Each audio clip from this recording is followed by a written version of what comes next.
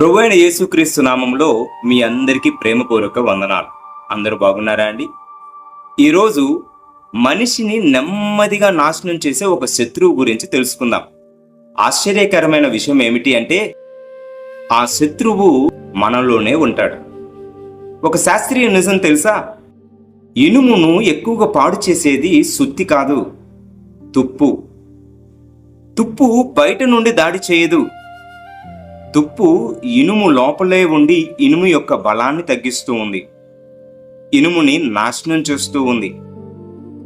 ఇనుమును తినేస్తూ ఉంటుంది. అలాగే మనిషిని కూడా ఎవరో బయట వారు కాదు నాశనం చేసేది. మనిషి యొక్క అసూయ, అహంకారము, ద్వేషము, క్షమించలేని మనసు, ఈర్ష, ఇవన్నీ ఉన్న మనిషి ఒక్క రోజులో నాశనం అయిపోడు. కానీ రోజు రోజుకు నిశ్శబ్దంగా మనిషి యొక్క ఆనందాన్ని, తన సంబంధాలను, తన విశ్వాసాన్ని, తన శాంతిని కోల్పోతూ ఉంటాడు.